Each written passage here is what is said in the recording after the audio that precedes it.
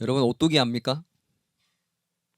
오뚜기 검색을 딱 해봤더니면 요즘은 오뚜기 이 인형이 뜨는 게 아니라 검색을 하니 오뚜기 식품이 먼저 뜨더라고.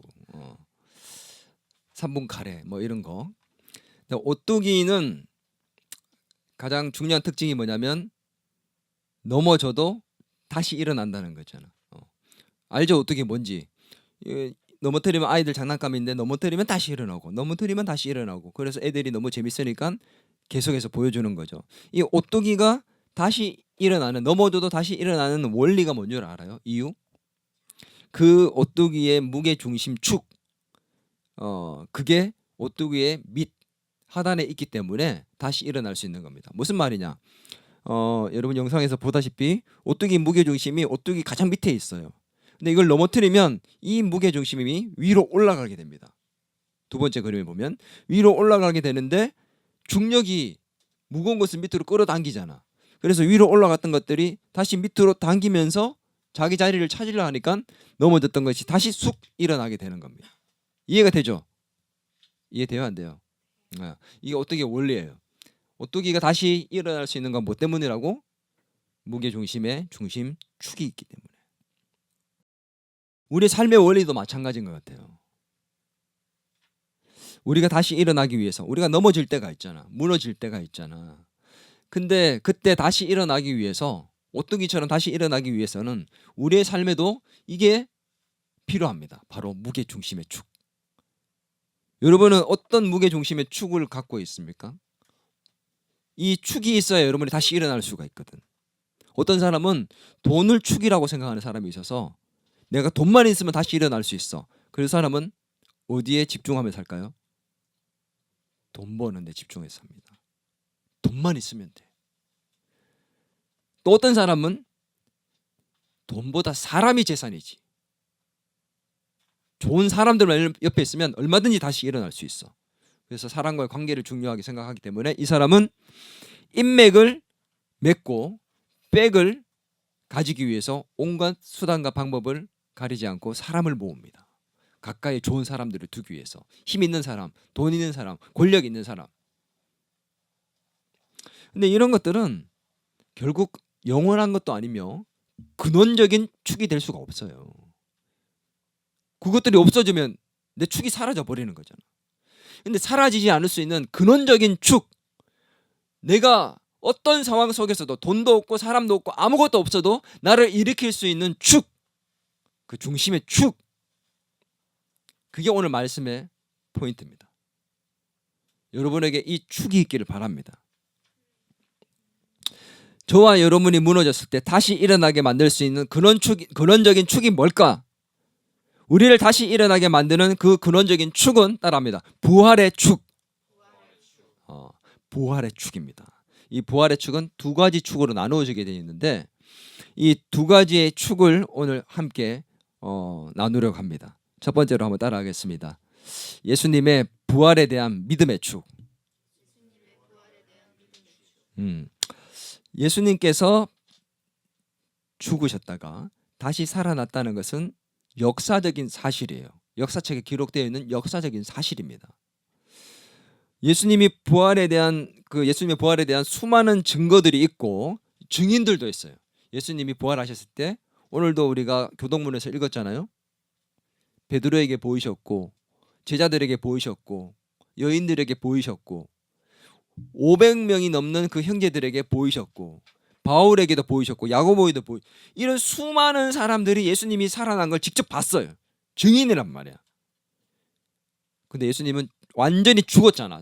죽으셔서 빌라도가 확인을 하고 시체를 내어줘라고 얘기까지 했습니다. 그래서 확인 사살도 했죠. 군인들이 예수님을 십자가에서 내릴 때 어떻게 했어요? 확인 사살. 죽었는지 완전히 확인하기 위해서 창을 옆구리에 찔러서 모든 물과 피를 다 흘리게 만들어서 내렸습니다. 그래서 무덤에 집어넣었단 말이에요. 그래서 3일이 지났잖아요. 완전히 죽은 거예요. 빌라도가 완전히 확인하고 내보냈기 때문에 죽은 것은 확실합니다. 기절이 아니에요. 그랬던 예수님이 다시 살아나셔서 사람들에게 보이셨습니다. 물과 피를 다 뺐는데 피만 없어도 어떻게 수혈이 안 되면 죽잖아. 물과 피를 다 뺐는데 어떻게 다시 살아? 이건 말이 안 되는 얘기거든. 근데 그분이 3일 만에 다시 살아나셨고 그 수많은 사람, 한두 명이 아니라 그 수많은 사람들에게 보이셨는 증인들이 있었단 말이에요. 이걸 믿는 믿음이 우리에게 다시 일으킬 수 있는 축이 될 수 있다는 겁니다. 이게 무슨 말이냐, 이거 제가 설명을 좀 해주려고 해요. 예수님의 시체를 무덤에 넣고 난 다음에 이 시체가 사라지면 안 된다는 것을 종교 지도자들이 알고 있었어요. 왜냐하면 예수님이 돌아가시기 전에 내가 죽고 난 다음에 3일 만에 다시 살아난다는 얘기를 계속 했었고, 그 사실을 종교 지도자였던 대제사장과 장로들과 바리새인들이 다 알고 있었어요. 그래서 이 빌라도를 찾아가서 죽기 전에 이 사람이 이런 얘기를 했습니다. 3일 만에 다시 살아난다 했는데 혹시나 제자들이나 다른 사람들이 훔쳐가서 살아났다고 얘기를 하면 큰일 나니까 철저하게 지켜주세요. 목숨 걸고 지켜야 됩니다. 이거 훔쳐가면 진짜 큰일 납니다. 그래서 이 빌라도가 알겠다 하고는 경비병들을 보냅니다. 무덤에 엄청나게 큰, 역사학자들에 의하면 한 250kg 정도 되는 엄청나게 큰 돌을 무덤에 막아놨대요. 이 아리마대 사람 요셉이 부자였잖아. 부자들은 자기가 가진 게 많기 때문에 이 무덤을 만들 때 그 무덤의 돌 그 입구도 엄청나게 큰 걸 만들었대요. 그래서 이 무덤에 예수님이 들어갔는데 경비병들이 그 큰 돌로 닫힌 그 무덤을 지키고 있었습니다. 목숨 걸고 지켰겠지. 자, 한번 보겠습니다. 마태복음 27장 62절에서 66절, 조금 길지만 같이 한번 읽어볼까요? 마태복음 27장 62절에서 66절 있습니다. 시작. 그 이튿날은 준비일 다음 날이라 대제사장들과 바리새인들이 함께 빌라도에게 모여 이르되 주여 저 속이던 자가 살아있을 때에 말하되 내가 사흘 후에 다시 살아나리라 한 것을 우리가 기억하노니 그러므로 명령하여 그 무덤을 사흘까지 굳게 지키게 하소서. 그의 제자들이 와서 시체를 도둑질하여 가고 백성에게 말하되 그가 죽은 자 가운데서 살아났다 하면 후에 속임이 전보다 더 클까 하나이다 하니 빌라도가 이르되 너희에게 경비병이 있으니 가서 힘대로 굳게 지키라 하거늘 그들이 경비병과 함께 가서 돌을 임봉하고 무덤을 굳게 지키니라. 뭐 했다고요? 임봉, 도장을 찍었어요. 빌라도가 도장을 찍고 확실하게 지키겠다는 겁니다. 힘대로 이 경비병들이 지키고 있었어요. 근데 그때 이 경비병들이 만약에 이걸 제대로 못 지키면 잘리는 게 아니라 죽는 거예요. 왜냐하면 이 예수님은 무슨 죄로 죽었죠? 반역죄로 죽었잖아. 그 반역죄인을 지키지 못했기 때문에 자기가 생명을 내놓아야 될 수 있는 상황입니다. 그래서 굳게 지키고 있었습니다. 근데 그때 갑자기 큰 지진이 일어났습니다. 너무 놀랐어요. 엄청나게 큰 지진이, 예수님이 돌아가실 때도 지진이 일어났잖아. 근데 예수님이 무덤에 갇혀 있는데 갑자기 큰 지진이 일어나고 3일째 되는 날, 그 후에 천사가 내려옵니다. 하늘로.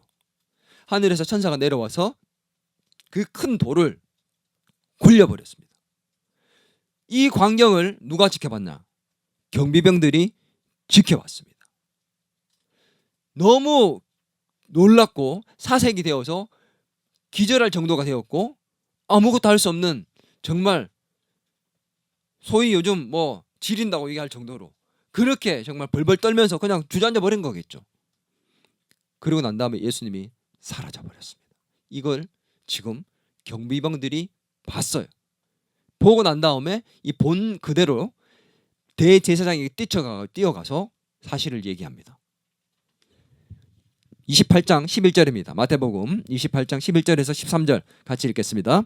여자들이 갈 때에 경비병 중 몇이 성에 들어가 모든 된 일을 대제사장들에게 알리니 그들이 장로들과 함께 모여 의논하고 군인들에게 돈을 많이 주며 이르되 너희는 말하기를 그의 제자들이 밤에 와서 우리가 잘 때에 그를 도둑질하여 갔다 하라. 속입니다. 자, 이제 한번 보세요.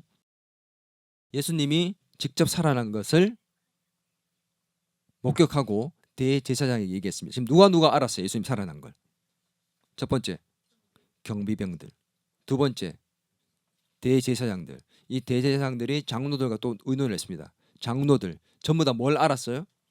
3일 만에 예수님이 살아났다는 거. 처참히 분명히 죽었던 그 예수가 다시 살아났다는 사실을 듣고 알았습니다. 누가요? 경비병들, 대제사장들, 장로들, 하나님을 믿는다는 사람들이 다 듣고 알았습니다. 그러면 어떻게 해야 되는 것이 정상일까요? 완전히 죽은 걸 자기도 확인했고 빌라도도 확인했고 무덤에 가둬버렸어요. 근데 무덤 문이 열렸고 예수가 살아났습니다. 자, 현서야, 이러면 네가 목사였으면 이 사실을 들었으면 어떻게 해야 되는 게 정상이지? 야, 진짜 맞았네. 예수가 다시 살아났고 예수가 하나님이라고 진짜 맞구나. 우리가 이런 큰 죄를 지었고 빨리 가서 우리가 회개하자. 이게 정상이에요. 근데 대제사장과 제사장, 종교 지도자 최고 대빵이잖아. 장로들과 오늘날 장로님은 그들은 목사예요. 그들과 모두가 알고 있었지만 믿지 않은 거예요. 오히려 거짓말로 숨기려 했습니다. 도둑질 해갔다 해라. 이거 알려지면 큰일 나니까. 그래서 도둑질 해갔다고 속이라고 했습니다. 믿지 않았어요. 예수님은 살아나셨는데 믿지 않았습니다. 이 사람들이 예수님을 죽이려 했기 때문에 믿지 않았다고 우리는 그렇게 이해할 수는 있지만 또 믿지 않은 사람들이 있어요. 누구냐? 예수님을 3년이나 따라다녔던 제자도 안 믿었어요. 기가 막힐 노릇 아닙니까? 제자는 믿어야지. 3년이나 예수님과 함께 했고 예수님이 행하셨던 기적을 봤어요. 바다 위를 걸어가시고 폭풍을 잠잠하게 만드시고 죽은 자를 살리시고 문둥병자를 고치시고 중풍병자를 고치시고 38년 동안 누워있던 사람을 고치시고 안전병기를 일으키시고 눈먼 자를 눈뜨게 하시고 언제 아멘 할까? 그런 예수님의 모습을 옆에서 지켜봤는데 살아났다 하면 역시 우리 예수님 그리고 가서 빨리 믿어야 될 거 아니야. 근데 믿지 않았습니다. 막달라 마리아에게 예수님이 제일 처음에 나타나셨고 제자들에게 가서 알리라고 했고 그가 알렸는데 반응이 뭐냐? 마가복음 16장 11절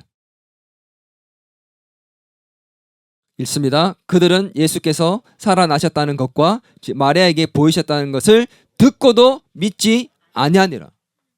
제자들이 듣고도 믿지 않아요. 마리아가 내가 예수님 살아난 걸 받고 만났다. 제자들이 뭐라고 했을까요? 다른 성경에 보니까 이거 헛소리하고 있다고 얘기했어요. 헛소리하고요. 이거 헛말을 우리가 믿으면 안 된다. 죽은 사람이 어떻게 살아나? 한번 보세요, 저를. 여러분, 죽은 사람이 살아난 사람이 있습니까? 예수님 빼놓고 죽은 사람이 다 죽었다가 완전히 죽었다가 무덤에 묻었는데 무덤을 열고 일어나서 나온 사람이 있냐고요? 없어요. 그러니 이 말을 믿을 수가 없다는 게 어쩌면 당연할지도 몰라요. 근데 제자들도 믿지 않았어요. 마가복음 16장 14절을 보면 그 후에 11명의 제자 사도들 음식을 먹을 때 예수께서 그들에게 나타나시고 제자들에게 나타났어요. 이제는 그들의 믿음 없는 것과 마음이 완악한 것을 꾸짖었습니다. 왜 믿음이 없느냐? 내가 마리아에게 나타났잖아. 마리아가 얘기했는데 왜 안 믿어? 이는 자기가 살아난 것을 뭐 했다고요? 본 자들의 말을 믿지 아니함이라. 제자들이 이랬다니까. 들었지만 믿지 않고 두려워 떨고 있었습니다. 20장 요한복음 20장 19절입니다. 제일 밑에 있어요. 같이 한번 읽어볼까요? 이날 곧 안식 후 첫날 저녁 때에 제자들이 유대인들을 두려워하여 모인 곳의 문을 닫았더니 예수께서 오사 가운데 서서 이르시되 너희에게 평강이 있을지어다. 제자들이 예수님이 살아나셨다는 사실을 들었지만 소문을 들었지만 목격한 자의 증인의 말을 들었지만 믿지 않았기 때문에 어떻게 하고 있어요? 방에 집안에 모여가지고 문을 굳게 잠그고 두려워 떨며 그 안에 있었다는 겁니다. 지금 이 상황이 어떤 상황이에요? 예수님이 지금 어떤 상황이에요? 살아나셨고 살아나신 소식을 들은 상황입니다. 문을 부시고 나가서 예수님께 달려가야 되는 게 정상인데 문을 꽁꽁 잠그고 그 안에서 두려워 떨고 있는 게 제자들입니다. 여전히 믿지 못하고 있는 그 제자들, 이제 그들에게 예수님께서 직접 나타나십니다. 보이셨습니다. 그러면 믿어야 돼, 안 믿어야 돼? 직접 내 눈으로 봤어. 은찬아, 다른 사람 소리를 들을 때는 못 믿었는데 내 눈앞에 직접 나타났어. 그 정도 되면 믿어야 되겠지. 근데 이상하다. 믿지 못했어요. 정말 희한한 일이 일어납니다. 자, 마가복음 28장 16절에서 17절 같이 한번 읽어보겠습니다. 시작. 11 제자가 갈릴리에 가서 예수께서 지시한 산에 이르러 예수를 배웁고 경배하나 아직도 의심하는 사람들이 있더라. 이거 진짜 어떻게 이럴 수 있습니까? 제자들이 직접 봤는데도 의심하고 있대요. 보면서도 이거 예수님 맞아? 진짜 살아난 거 맞아? 어떻게 이럴 수 있지? 안 믿는 거야. 여인들도 그랬어요. 제일 처음에 예수님이 제자들에게 나타난 게 아니라 여인들에게 나타났잖아요. 그 여인들이 누구였느냐? 마가복음 16장 1절 안식일이 지나면 막달라 마리아와 야고보의 어머니 마리아와 살로메 가서 예수께 바르기 위해 향품을 사다 두었다가 이렇게 얘기합니다. 예수님이 부활하시는 그 안식일 후 첫날에 무덤으로 달려갔던 3명의 여인이 있었죠. 누구요? 막달라 마리아, 7 귀신 들렸던 여인. 또 그 다음에 누구요? 야고보의 어머니 마리아는 누구냐면 우리가 알고 있는 그 야고보가 아니에요. 작은 야고보입니다. 작은 야고보. 작은 야고보의 어머니 누구냐? 글로바의 아내. 지난번에 다 얘기했던 거예요. 처음 듣는 것처럼 이렇게 보면 안 돼요. 글로바라는 예수님의 엠마오 도상에 있었던 한 제자가 엠마오로 가는 그 길에서 예수님 부활하신 예수님 만난 제자의 이름이 글로바예요. 처음 듣는 거죠. 글로바라는 그 사람의 아내가 바로 오늘 이 마리아의 어머니입니다. 아니 야고보의 어머니입니다. 작은 야고보의 어머니. 그리고 한 명 누구예요? 살로메. 살로메는 누구예요? 세베대의 아들 야고보와 요한의 어머니. 그러면 누군지 알겠죠? 살로메. 예수님의 이모였어요. 이 3명이 달려갔습니다. 근데 예수님이 부활한 걸 알고 달려갔어요? 아니죠. 예수님이 부활했다고 생각하고 간 게 아니라 죽은 시신에 향품을 바르기 위해서 간 겁니다. 근데 갔더니만 무덤 문이 열려 있고 거기에 예수님 시체가 없었어요. 보니까 한 청년이 흰옷을 입고 서 있었다고. 너무 놀랐다고. 근데 다른 성경에서는 마태복음에서는 그 청년이 바로 천사였다라고 얘기를 합니다. 천사가 얘기를 했죠. 너 뭘 찾고 있니? 누구를 찾고 있니? 예수님을 찾고 있구나. 예수님은 지금 다시 살아나셔서 여기 있지 않다. 네가 보는 여기 이 자리에 누워 계셨는데 다시 일어나셔서 다시 살아나셔서 너희보다 먼저 갈릴리로 갔으니까 거기서 만나라.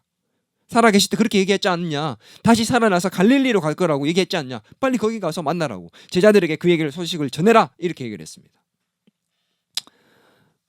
처음 예수님을 만났던 그 여인들도 믿지 않는 채 그곳에 가 있었던 것이죠. 여러분, 이 사람들만 믿지 않고 있을까요?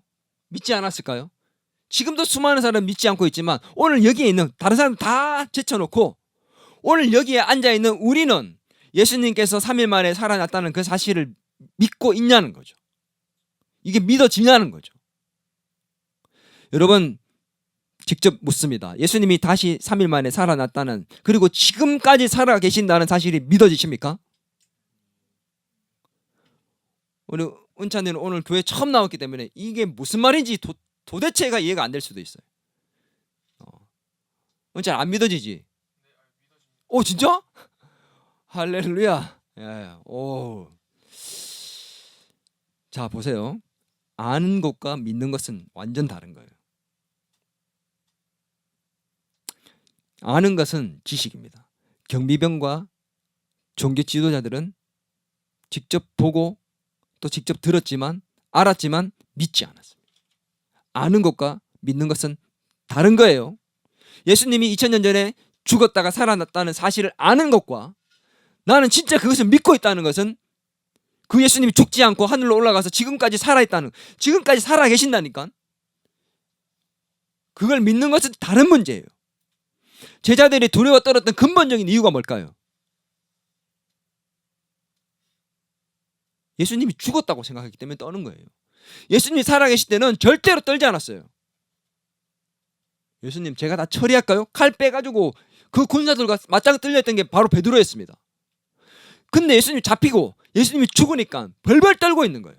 왜? 예수님이 죽었기 때문에 다 끝났다 생각하니까. 떠는 이유가 뭐라고? 예수님이 죽었다고 생각하기 때문에. 살아계시다고 생각하면, 그 믿음이 있으면 절대 떨거나 두려워하지 않고 걱정하지도 않을 건데, 죽었고 없다고 생각. 지금 내 옆에 이제 예수님이 없다고, 더 이상 있을 수 없다고, 죽었기 때문에 끝났다고. 예수님이 살아계시면 다른 문제지만 그분은 죽어서 무덤에 갇혀버렸어. 이제 우리 어쩌지? 헐, 대박. 며칠 전까지만 해도 우리가 유월절 같이 식사도 나누고, 며칠 전까지만 해도 우리가 어떤 일을 펼쳤는데, 어떻게 이렇게 하루아침에 하루 만에 예수님이 잡혀가지고 이렇게 채찍을 맞고 고난받고 십자가에 하루 만에 죽어버렸다고? 지금 무덤에 계신다고? 나 안 믿겨. 대박 사건. 우리 이제 어쩌냐? 가족도 버리고 집도 버리고 돈도 버리고 다 버리고 예수님은 따라 3년을 따라다녔는데 이제 우리 완전 찍혔어. 로마 군사들은 우리 찾고 있어. 어쩌지 우리? 요즘 말로 어쩔. 진짜 어쩔인 거야. 그래서 떠는 거예요. 근본적인 이유가 뭐라고? 예수님이 죽었다고 생각하기 때문에. 네, 자 이제 지금부터 중요합니다.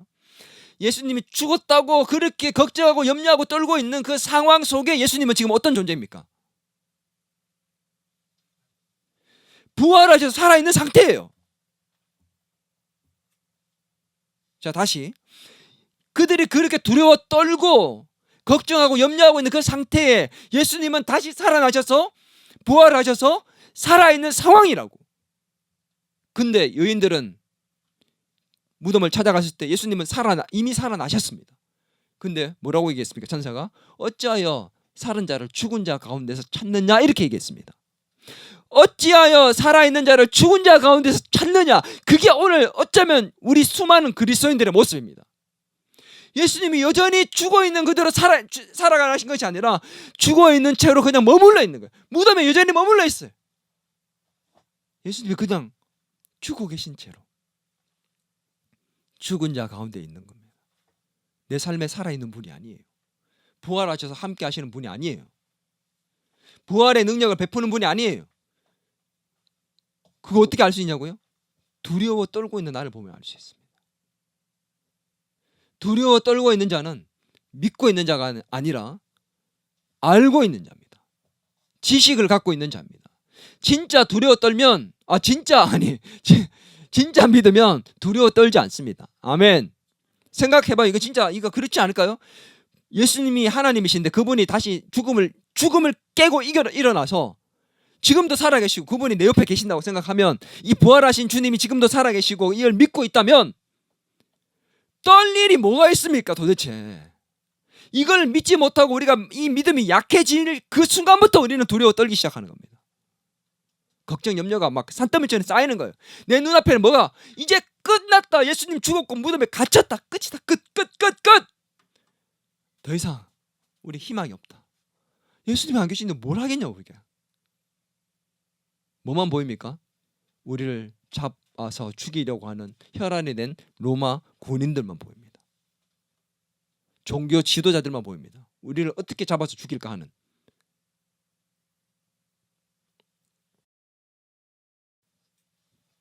부활의 믿음이 없기에 두려워 떨고 있었던 그들의 모습이 우리의 모습이 아닌가 돌아보면서, 여러분 예수님의 부활을 진정으로 믿고 두려움과 걱정과 염려를 떨쳐버리고 정말 담대하게 살 수 있는 그런 저와 여러분이 될 수 있기를 바랍니다. 이 부활을 정말 믿으면 우리는 넘어져도 다시 일어날 수 있습니다. 아멘. 이게 바로 우리를 근원적으로 일으키는, 돈이 없어도 넘어져도 부도가 나도 내가 하고 있는 일이 실패가 되어도 다시 일어날 수 있는 이유가 뭐냐? 예수님이 부활해서 그분이 나와 함께하기 때문에. 이 근원적인 사실을 믿고 있으면 이 부활의 믿음이 나를 다시 일으키는 축이 됩니다.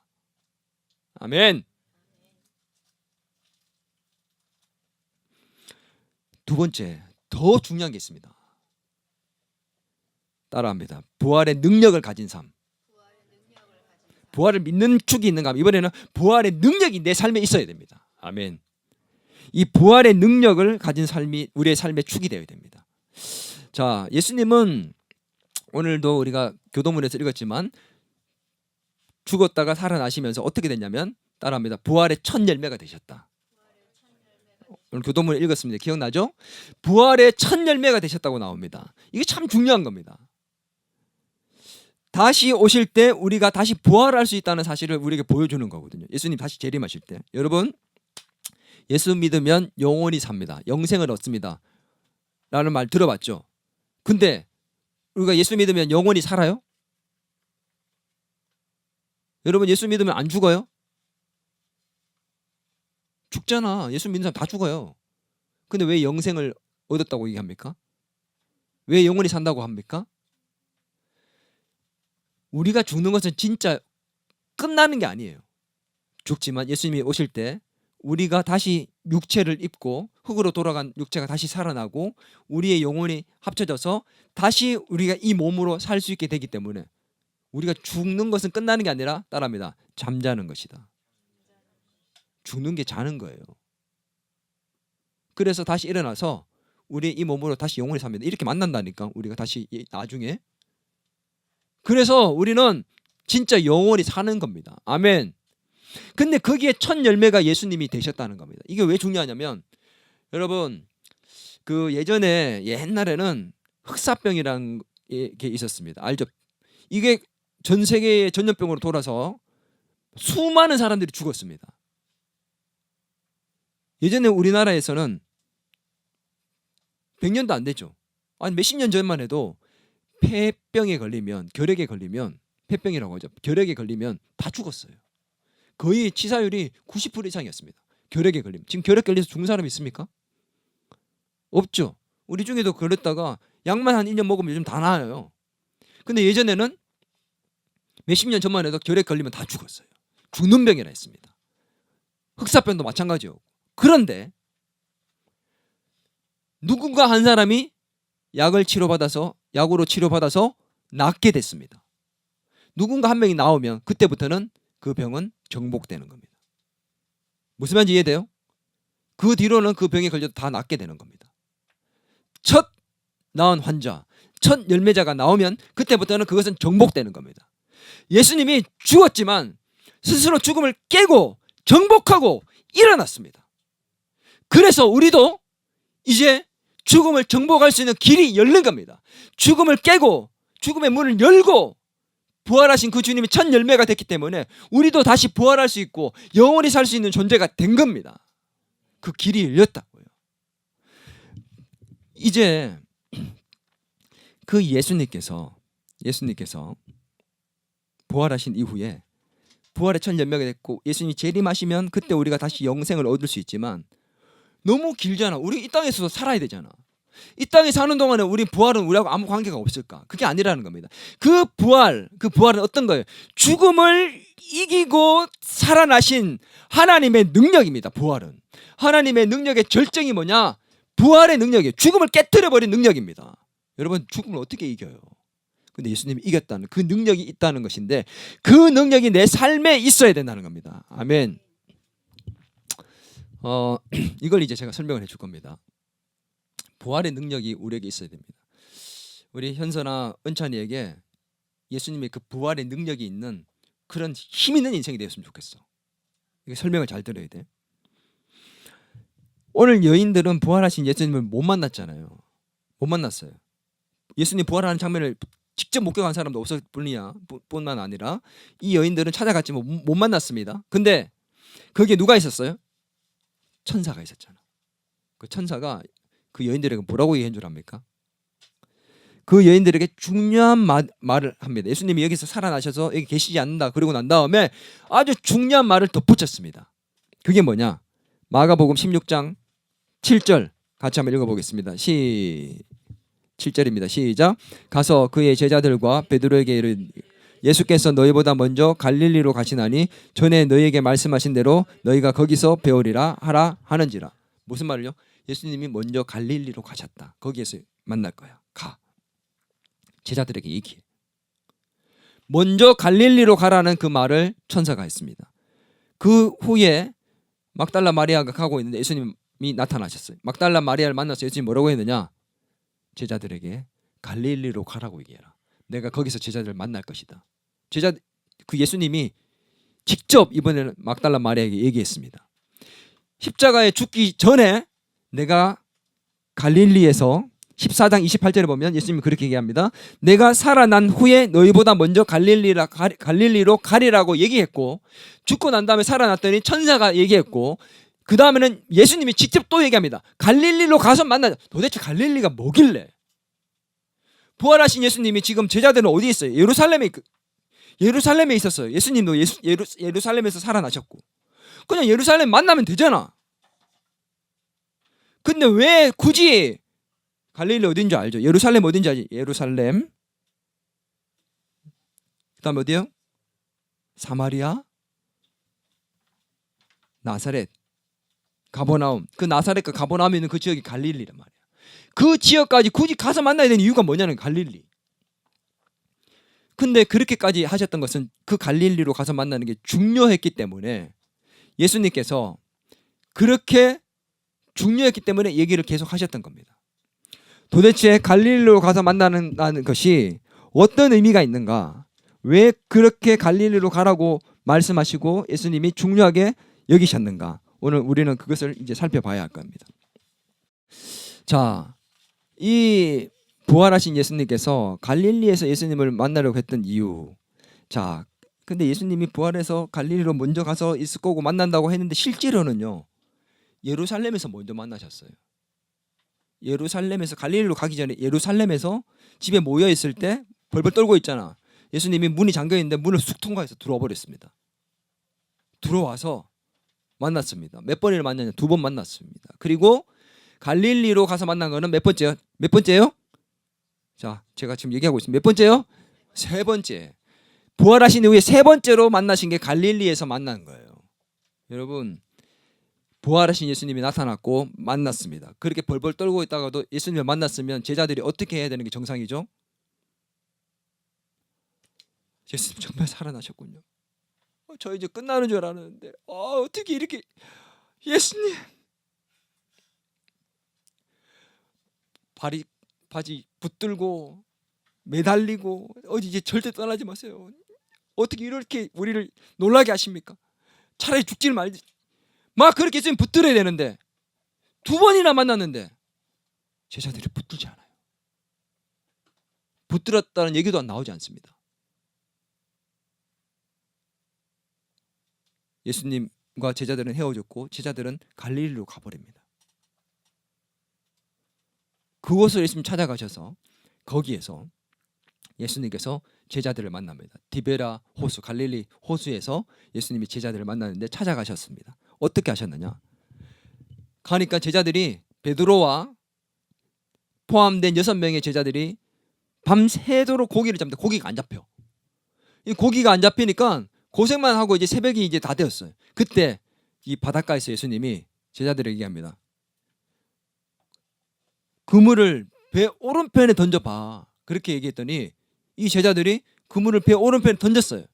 그랬더니만 그물에 고기가 어마어마하게 잡힌 거예요. 그물이 찢어질 지경이 되었는데 찢어지지 않았습니다.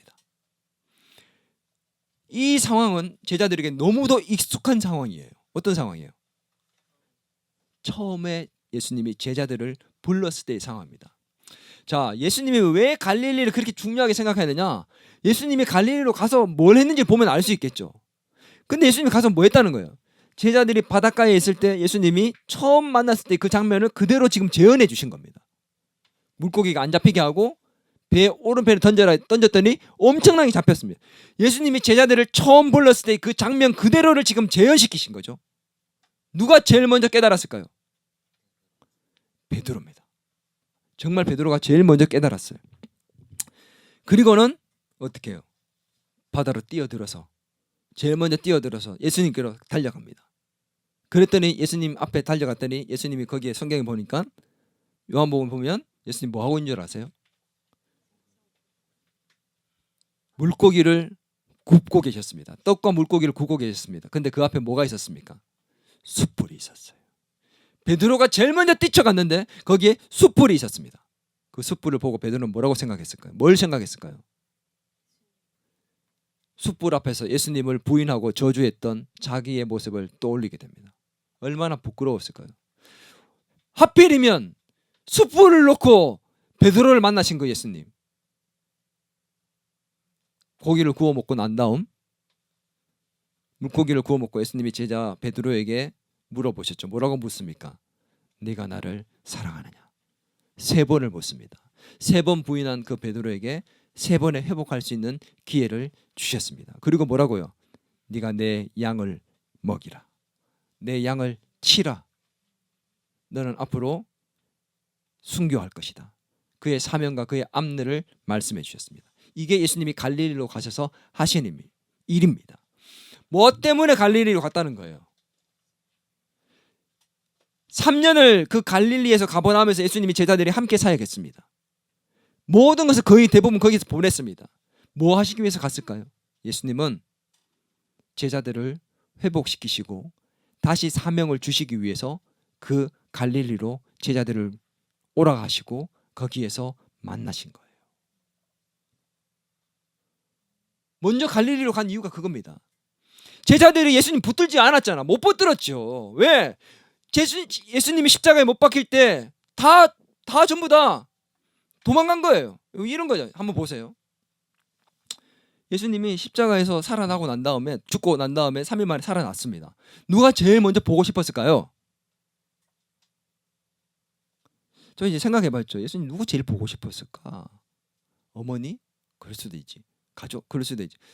근데 어떤 면에 있어서는 가끔은 이런 엉뚱한 생각이 들더라고. 그때 그 십자가에 있을 때 네가 하나님의 아들이면 내려와봐 했던 그 사람을 찾아가서 내려오자마자 무덤 나오자마자 잠깐만 천사야 잠깐만 있어봐. 그리고는 찾아갑니다. 똑똑똑. 내려왔다. 너 어쩔래? 너 내가 지금 그때 그 사람 아니냐? 너 어쩔래? 그래. 내가 가서 보복을 한번 해주고 한번 속 시원하게 해놓고 이제 제자들 찾아가야지. 그랬지 않을까. 근데 예수님은 그런 게 아니라 가장 먼저 누구를 찾아갔어요? 제자들을 찾아갔잖아요. 그 제자들 찾아가서 뭐라고 했을까? 내가 십자가에 달리기 전에 채찍에 맞는데 살찜이 떨어져 나갈 때 내가 정말 얼마나 아팠는 줄 아냐? 한번 맞을 때마다 정말 죽는 것보다 힘들더라. 너무 힘들었어. 십자가에 못 박힐 때 못이 이제 들어올 때 정말 생각하기도 싫어. 너무 힘들더라. 너무 아프더라. 숨도 못 쉬고 그렇게 달려있는데 너희도 한번 겪어봤냐? 안 겪어봤잖아. 안 겪은 사람 말도 하지 마라. 너무 힘들었어. 무덤에 있는데 그 안에 답답하고 어두운 것이 정말 죽을 것 같았어. 그때 너희는 어디가 있었냐? 그런 말은 하지 않았지만 제자들은 다 느끼고 있지 않았을까? 그러니 못 붙들었죠. 부끄럽고 한심하고 붙들 수 없는 상황. 붙잡고 싶지만 붙들 수 없는 그 제자들. 예수님은 그들을 회복시키시고 다시 사명을 주시기 위해 갈릴리로 가신 겁니다. 왜 이게 부활의 능력과 관련이 있느냐? 여러분, 부활이라는 단어는요, 어떤 의미가 있습니까? 죽은 자를 다시 살린다는 의미가 있잖아요. 그죠? 부활은 죽은 자가 다시 살아나는 것을 의미합니다. 그런데 원어적으로는 이 부활이라는 뜻이 뭐냐면, 한번 따라합니다. 다시 일어나다. 오뚜기처럼 다시 일어나는 것을 얘기하는 게 바로 부활의 원어적 의미입니다. 부활의 신앙을 가진다는 의미는 다른 의미로 뭐냐면 죽은 자가 다시 살아나는 것도 있지만 그것은 우리가 예수님 재림하실 때 우리의 영혼이 다시 우리의 육체가 다시 살아나는 것을 의미하지만 다른 의미는 뭐냐면 우리의 무너진 삶이 다시 일어난다는 의미입니다. 아멘. 모든 것이 무너지고 끝난 것 같고 사회적으로 매장을 당한 것 같고 앞이 보이지 않고 캄캄하고 다 끝난 것처럼 보이는 그런 절박한 상황, 절망적인 상황, 그 속에서 우리가 다시 일어날 수 있다는 것이 부활이라는 겁니다. 우리가 정말 부활의 신앙을 가진다면 무너진 우리의 삶이 다시 일어나게 될 것입니다. 그게 부활의 능력이 우리에게 머무는 삶입니다. 아멘. 다시 일어난다는 겁니다. 우리가 정말 실패해도 무너져도 다시 일어날 수 있는 그 능력이 바로 부활의 능력이라는 겁니다. 예수님이 죽음을 깨고 이겨난 것 다 끝난 거예요. 죽었다는 건 끝이라는 겁니다. 다 끝난 끝난 거예요. 더 이상 희망과 소망이 없는 상황이 만들어진 겁니다. 제자들이 그래서 벌벌 떤 거잖아요. 그런데 그 상황에서, 끝이라는 그 상황에서 떨어졌고 실패했고 무너졌고 꼴통을 하고 다 떨어졌는데, 그 상황에서 다시 역전시키시는 하나님, 역전시키시는 하나님.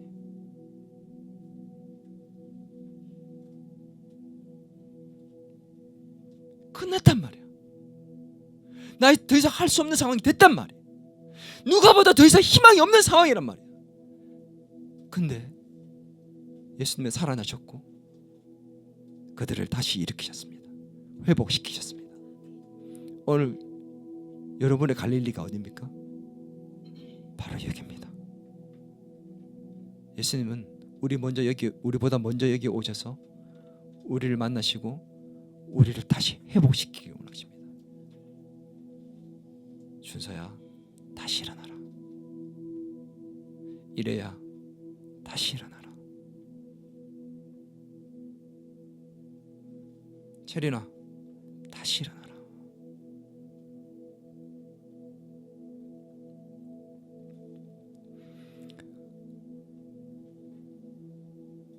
잠언서 말씀에 대저 의인은 7번 넘어질지라도 다시 일어나려니와. 이 말씀처럼 7번 넘어져도 8번 다시 일어날 수 있는 이 오뚜기와 같은 신앙, 우리가 부활의 사실을 믿고 부활의 능력이 우리에게 삶의 축으로 있다면 우리는 다시 일어나게 될 줄 믿습니다. 부활하신 예수님께서 하늘로 올라가시면서 우리에게 마지막으로 당부하신 말씀이 있습니다. 땅 끝까지 이르러 내 증인이 되어라. 부활의 증인이 되기를 요청하셨습니다. 여러분, 부활의 증인이 맞습니까? 여러분은 부활을 진짜 보고 경험한 자가 맞습니까? 수많은 부활의 증거가 있고 증인들이 있습니다. 근데 그거 갖고요, 믿지 않는 사람들에게 여러분, 이런 부활의 증거가 있어, 예수님 진짜 부활하셨어, 증인들도 이렇게 많았어, 그렇게 얘기한다고 해서 그들이 믿을 것 같아요? 절대 믿지 않습니다. 우리 준서가 은찬이에게 수많은 증거들을 보여주고 또 수많은 증인들이 있다는 걸 알려줘도 믿을 수가 없는 거예요. 진짜 가장 핵심적인 증거가 있습니다. 그럼 뭔지 압니까? 바로 납니다.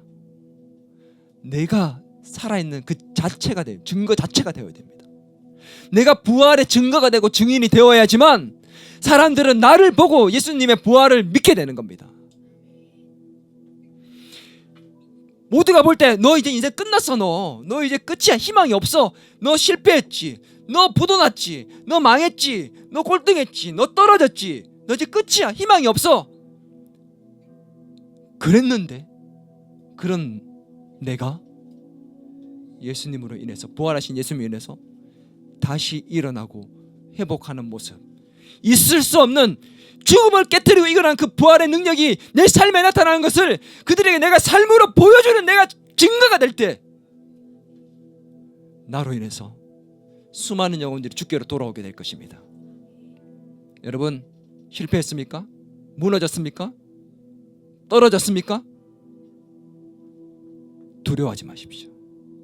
끝이 아닙니다. 그것이 우리에게 주어지는 주님의 복음입니다. 우리에게 끝이 없습니다. 아멘. 끝이라는 것이 없습니다. 주님이 함께 하시기에 우리는 7번 넘어져도 다시 일어나는 오뚜기의 신앙을 가진 자들이 믿습니다. 부활에 대한 확실한 믿음과 부활의 능력을 나타내는 삶을 통해서 오뚜기처럼 날마다 다시 일어나는 부활의 증인된 삶을 사는 저와 여러분이 될 수 있기를 주님의 이름으로 축원합니다.